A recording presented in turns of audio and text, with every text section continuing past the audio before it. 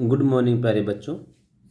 जैसा कि हमारा पाठशाला है आलो अंधारी, तो हमने इस पाठ में काफ़ी कर चुके थे हम कि जब वो बेबी यानी कि वो नौकरानी जो काम करती थी, वो जब वापस जाती थी तो घर की मालकिन उससे पूछती थी इतनी लेट क्यों आई, आप कहाँ गए थे, इस प्रकार की।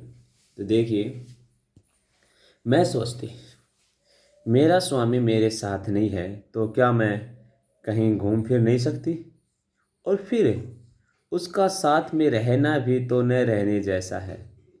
उसके साथ रहकर भी मुझे कहाँ शांति मिली। उसके होते हुए भी पाड़े के लोग क्या क्या बातें मैंने नहीं सुनी थी लोगों के द्वारा। जब उसी ने उन बातों को लेकर उनसे कभी कुछ नहीं कहा था तो मैं आंख बंद किए चुप न रह जाती तो क्या करती। जब मेरे स्वामी के सामने वहाँ के लोगों के मुंह बंद नहीं होते, वो यहाँ तक तो बच्चों को लेकर मैं अकेली रहती थी। यहाँ तो वैसी बातें और सुननी पड़ती। मैं काम पर आती जाती तो आसपास के लोग एक दूसरे को बताते कि इस लड़की का स्वामी यहाँ नहीं रहता, यह अकेले ही भाड़े के घर में बच्चों के साथ रहती है। दूसरे लोग यह सुनकर मुझे छेड़छाड़ निकालनी चाहते थे। वे मुझसे बातें करने की चेष्टा करते और पानी पीने के बहाने मेरे घर आते। मैं अपने लड़के से उन्हें पानी पिलाने का कोई बहाना बनाकर बाहर निकाल आती।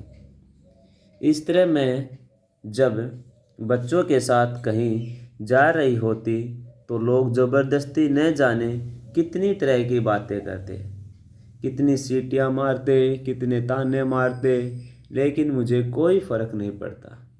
मैं उनसे बचकर निकल जाती। तातुस के यहाँ जब पहुँचती और वह बात आते कि उनके किसी बंधु ने उनसे फिर मेरी पढ़ाई लिखाई के बारे में पूछा है, तो खुशी से मैं सब भूल जाती जो रास्ते में मेरे साथ घटता। तातुस के कुछ बंधु कोलकाता और दिल्ली में थे जिन्हें यह मेरे पढ़ने लिख के बारे में बताते थे।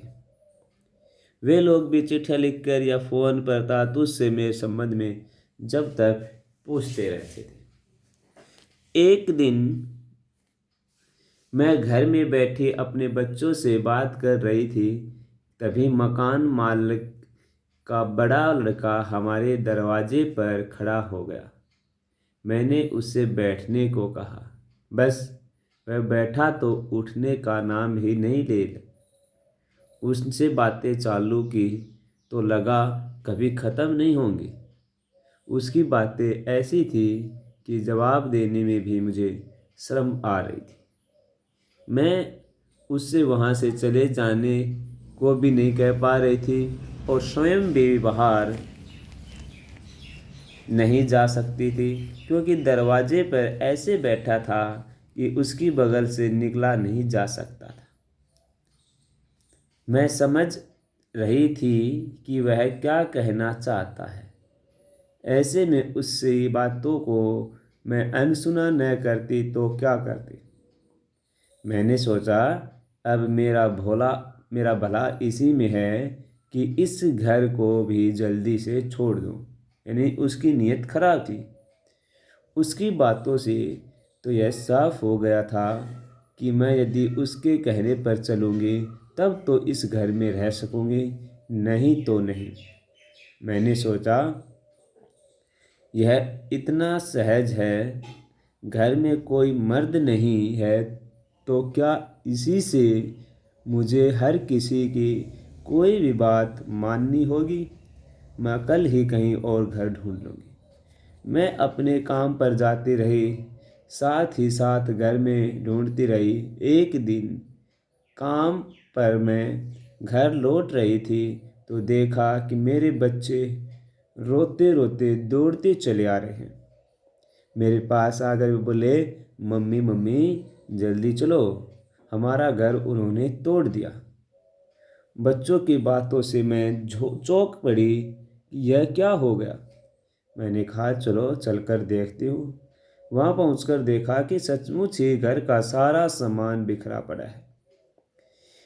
यह सब देखकर मैं सिर पकड़कर बैठ गई और सोचने लगी कि बच्चों को लेकर अब मैं कहाँ जाऊँ। इतनी जल्दी दूसरा घर भी कहाँ मिलेगा। बच्चों को अपने पास बिठाने में रोने लगी। तो इस प्रकार की उन्होंने बातें देखी उसने कि किस प्रकार से एक नौकरानी के साथ व्यवहार किया जाता है। बिना आदमी की ज़िंदगी में औरत का जीवन कैसे हो जाता है यदि वो अपने पैरों पर नहीं खड़ी तो मैं आशा करता हूँ आप इस पाठ को पढ़ेंगे, अच्छे प्रकार समझेंगे।